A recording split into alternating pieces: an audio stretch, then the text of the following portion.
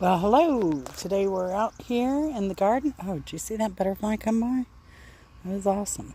And we have tomatoes, but I'm out here to harvest some basil for pesto. You can see it's starting to get flowers on it, and so I want to get this processed. I'm probably going to make a double batch of pesto today, and we'll see what we have left after that. So what I'm doing, I'm looking at this plant, and there are a couple branches here, and I think what I'm going to do is cut pretty low down here and then clip this one around here, and that will allow for more growth from here once I cut it. So I have a full colander here, and I've trimmed this one. You can see this was the main stem here, and I trimmed that back quite a bit. Then we have these offshoots. I think I'm going to cut this one down to right here.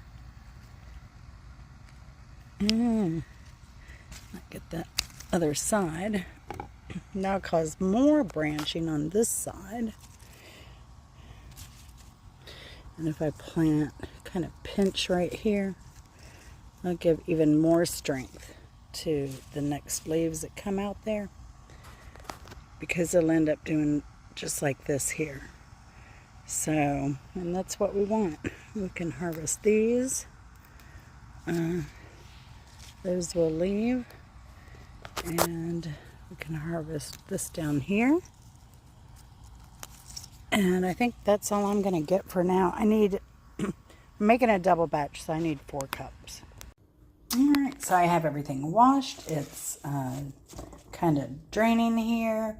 Now, if you ever buy basil in a store, in one of those pots, you can take those and root them. Just kind of tear off the bottom leaves and make sure these stem parts get underwater, each one of these notches, and it'll grow roots from there. So, and like these, I could also do that and have even more basil, but I think I have plenty. So let's get this going. All right, I'm filming, so the easiest thing for me to do is going to be using this food processor. I believe you could probably get by doing this with hand grater and an immersion blender. I'm trying to make it a little bit easier, and I'm doing a really big batch, so I'm going to use this. Okay, and I say that because I'm not a gadget girl. I did not have a food processor until I was in my late 50s, I believe. So I don't even have an electric can opener, although with my age, I'm getting there. I'm getting there to where I need it. So, but yeah, I don't like a lot of gadgets personally. My dad gave me a blender. I got my grandmother's KitchenAid that I've used once. And that's it. So I'm not much of a baker, but let's get this going. As I said, I'm making a double batch. So I'm going to put about 4 ounces of Parmesan cheese in here and get it done first, because I don't feel like grating this. So I'm just going to put it through the chopper, and then we'll reserve it. And you're saying, hey, Jen, why didn't you use the grater option? Well, because my husband does dishes, and I like to make it the least amount as possible. All right. I went ahead and chopped that. Figured you didn't really need to hear all that noise. So it's pretty fine. It's not completely fine. It's not a fine grate or chop. A little bit bigger than the fake stuff. And then there's some finer in here as well. If you can see that, let me get you just a little bit closer. There you go. It's almost like, I don't know, almost like when you're making a pie crust. All right, and here we have it in our bowl. We're going to set that aside. So we're ready to start the rest of the process. Now the cheese is optional, but if you can tolerate it, I highly recommend it. So we're going to start with, I'm going to put pistachios in mine. You can put any kind of nuts you want, but pistachio is like creme de la creme. I think I'm going to do something with some chicken breast tonight and this pesto so that the pistachio is going to add a lot of flavor to that plain chicken breast. So the other thing we need now is I have, I zested a couple lemons. They were pretty juicy, but we need about 4 tablespoons of, they're pretty zesty. They're pretty juicy. So it's a little less than the 2 I had, but like I said, they weren't very big.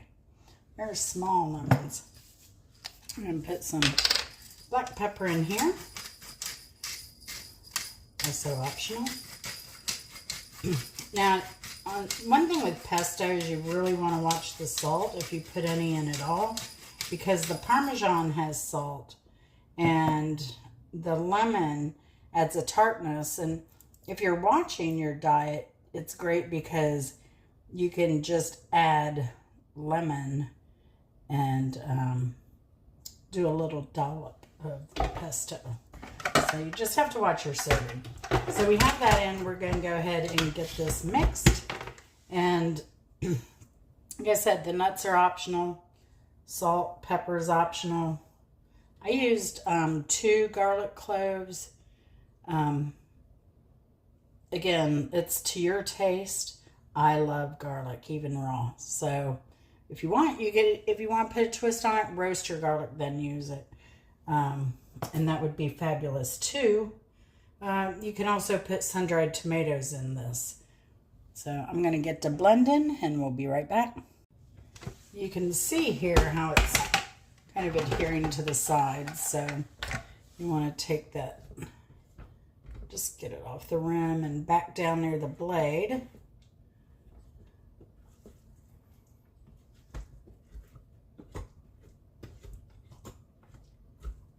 And you'll have to do this several times, more than likely, before the nuts get the consistency you want. And again, this is optional too. You can have chunky pesto, smooth pesto, you know, it's your pesto. You do you. And we're going to get to blending again. All right, so what I'm going to do is I'm going to add a little bit of oil to this because it is so thick that it is not even really chopping very well. And this is my consistency right now. So I want it a little bit more fine than that. So just a little olive oil now, not all of it. So we'll be adding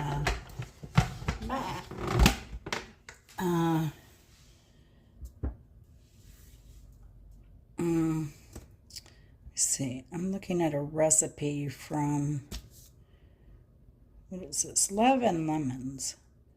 So it says 1/4 cup extra virgin olive oil plus more for a smoother pesto.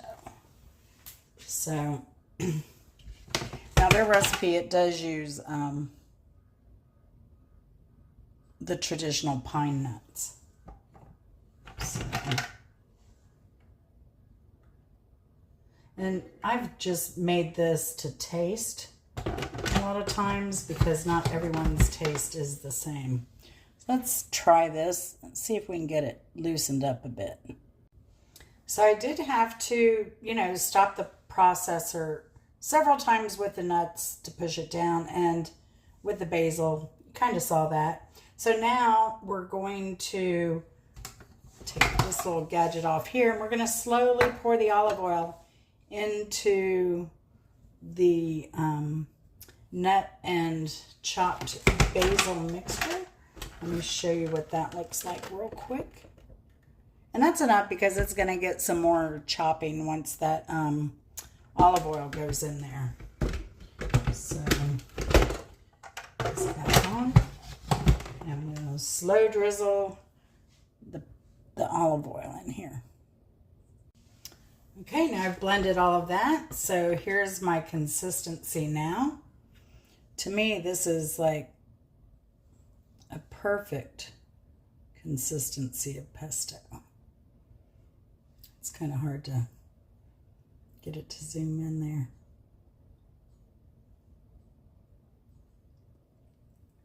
And I tasted of it, as we say in the South. It's fabulous. Now, the only thing I'm thinking is I might want it just a tad more wet, because when we add this Parmesan cheese, that's going to dry it up just a tad. So I'm going to put the lid back on, and I'm not going to add very much. Maybe just a tablespoon, if that. So we'll be back. Okay, this looks really nice and creamy now.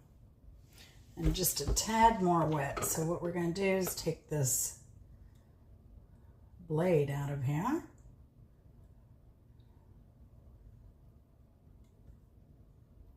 This is great for summer too, because you can just have some in the freezer, thaw it out, boil some pasta, toss it together. Makes a great dip for vegetables, all kinds of good stuff. All right. I just want to eat this now on a spoon. Oh, it is so good with the pistachio. Wow. All right, time for the cheese dump. That's going in. I'm going to mix it up.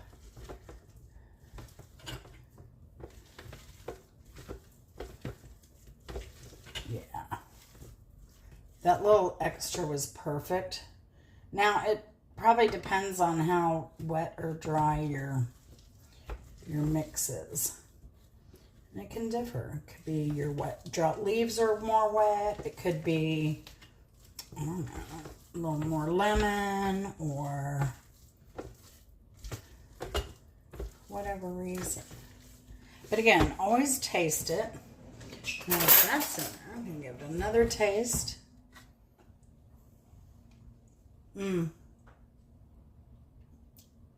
Pistachio, I highly recommend pistachio. I've done traditional pine nuts. I've done walnuts. I've done pecans. The pistachio is the way to go.